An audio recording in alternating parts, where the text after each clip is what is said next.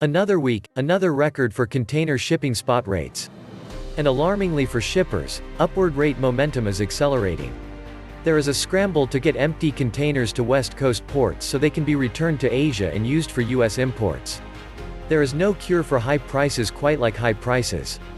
It's called inflation. You print money, it buys less. And more inflation is coming. Costs of everything is going up, and quick. The prices of some things the regime can control, others it can't. International shipping is a can't for the plunge protection team. Use the pandemic to disrupt the supply chains and voila. Prices up, profits down. The trend here is that every person in the US is going to be a multi-millionaire from government handouts, and there will be nothing to buy anywhere. With continual shutdowns, I don't see how anyone can expect the shelves in stores to get restocked anytime in the foreseeable future. Between the real and manufactured supply chain issues, rising costs of fuels worldwide, shortages of containers and glut of containers sitting empty at the end of routes requiring a deadhead run to fetch, retooling to assemble goods in Indonesia and points outside China, folks need to consider the rising inflation here and in other countries. They've managed to conceal it from the consumers with product shrinkage and shortages rising demand. It's become obvious the banksters think they can print themselves out of this pickle, but we all know what that means. Rising inflation. And if they play their cards wrong as they have been, we likely will see hyperinflation within the next couple years. Unless you're flush with bucks like most of us, we have eliminated our debt, stacked a little gold and silver and stored up hard goods, supplies and food, holding our collective breaths to waiting to learn how the government will creatively legislate our stacks away from us. Shipping rates used to be in the cellar, which creates low capacity. Now as shipping rates rocket up, and especially with so much low-cost money to borrow, shippers will be able to invest in shipping containers. Spot ocean container rates are up triple digits year on year, ergo they must be near their peak. They're so high they don't have much more room to run. So goes a common belief in the container market, despite the fact that this premise has already been proven wrong, and that container rates could theoretically have a lot more room to run if the upper limit is defined the same way it is in non-containerized shipping. There is already enough shipping chaos, logjams, container port congestion, rail terminal congestion, container shortages, delays of all kinds, along with various shortages, including the semiconductor shortage that has wreaked havoc in the auto industry and consumer electronics, amid surging consumer prices and exploding transportation costs across the spectrum as an overstimulated economy is grappling with a supply chain nightmare.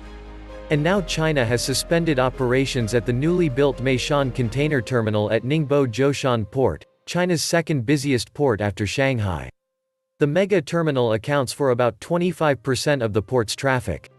What's unbelievable about it is how stupid Jerome Powell and company and Congress are. They overreacted in grotesque fashion and just printed like there was no tomorrow. These are the distortions you get from such myopic, reckless behaviors. The ivory towers who softened the ground for it to happen, have never thought about it. Figuratively speaking, that ship has sailed. Printing dollars is so much more fun. The few chip factories currently under construction, will have to find customers outside of defense and the auto industry or ship to Asia. However, hardly by the container. When you print and spend $4 trillion, it's got to be produced and shipped by somebody. Think about Powell effortlessly buying $120 billion in assets, then think about a Chinese production worker killing themselves to make $4 per hour to get the 1,000 pieces per day out the door. All of the QE has kept the big lie wheel turning. Once it starts to strip some gears, we will have significantly lower demand and massively increased poverty. Once we start to see a major drop in consumption in the US, these will start to move the opposite way. Container inventories will jump. The Fed prays for a black swan. Speaking of rates, they are rising into the taper. That's like supercharging a rocket. But the bankers know this. What the Fed bankers don't know is their next policy move. They want to remain dovish, but how can they with the system as weak as it is? Their only hope is an outside catastrophe they can use as a scapegoat. The end may or may not be in sight, but it is coming. This kind of profligacy must always come to an end. The problem is there is no price discovery mechanism left in the market. The Fed has their heavy hand on everything, so everything is fake. In about 2 weeks, millions upon millions of bums lose those billions in UI pandemic stimulus bonuses in half the states.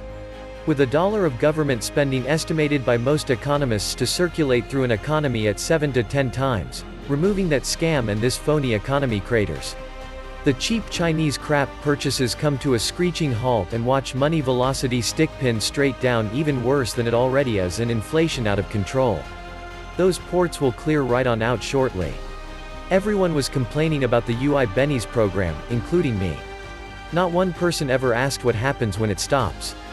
The red states were right in stopping it, but their economies are going to take a hit. States like California, Illinois, and New York are not about to turn down the free money and will milk that until the cows come home. Even if you like it or not, never turn down free federal money for your constituents because you can't fill a few burger flipper jobs. That was stupid. Empty shipping containers will become the poor man's tiny home. Welcome back to the Atlantis Report. You are here for your daily dose of the truth, the whole truth, and nothing but the truth. Please take a second to hit the like button, hit the subscribe button, and don't forget to also hit the notification bell. Thank you. Much of the increase in shipping costs is due to demand increases that are not global in nature. The USA has supercharged consumption with stimmies and what one might consider to be ill-begotten asset price inflation. The inflationary pressures resulting from that are not limited to the USA, however. They are even being felt in China. Inflation is cropping up seemingly everywhere. No joke, search for headlines for South Korea, Australia, etc. in addition to the USA. And it's present in China, too. I'd encourage anybody doubting this to start searching for articles on factory floor inflation, or simply examining a graph of the price of Chinese rebar, steel-reinforced concrete produced in China. Much of this has to do with surges in commodity prices. China has been actually trying to curb exports in its steel industry by implementing export tariffs. Yup. You heard that correct. They are fining steel companies or attempting to export their product. Thus far, it's met with very limited success. And keep in mind that the steel industry in China is a huge user of coal, which is in short supply.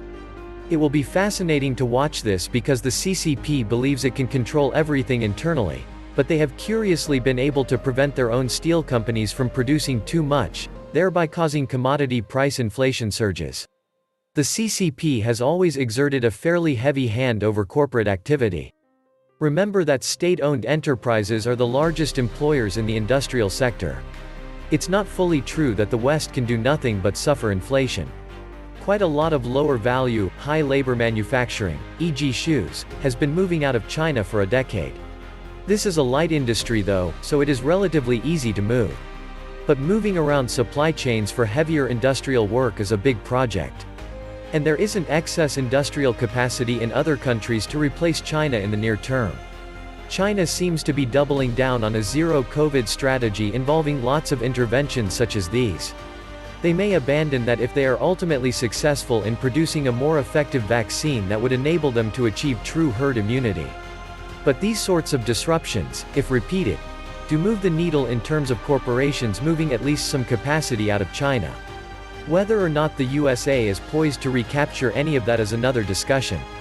China cannot indefinitely perform these sorts of interventions that lead to such disruptions before transnationals, as well as smaller companies that perform contract manufacturing in China, start to spread their manufacturing operations outside of China.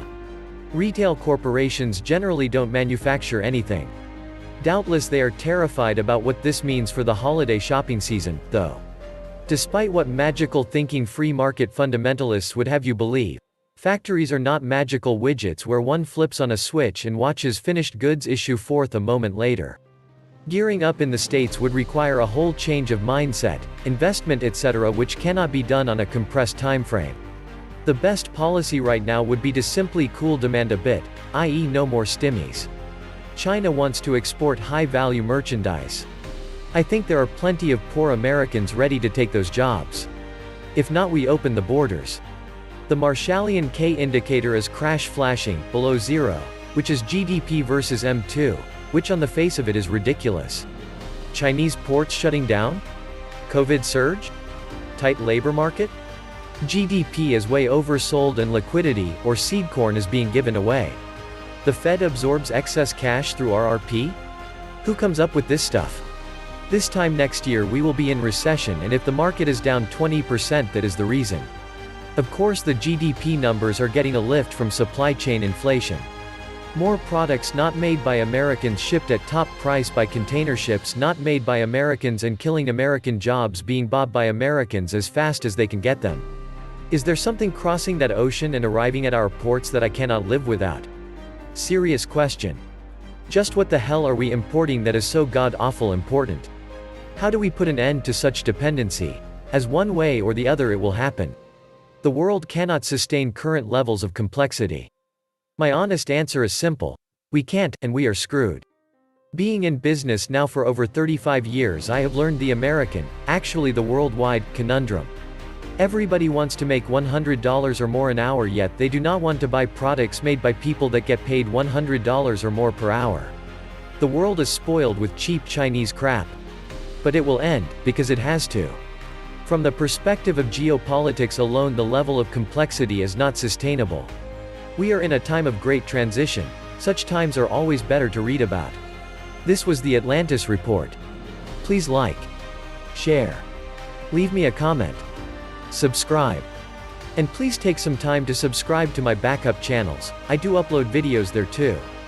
You'll find the links in the description box. You will also find a PayPal link if you want to make a donation. Thank you wholeheartedly to all those of you who have already donated. Stay safe, sane, and healthy, friends.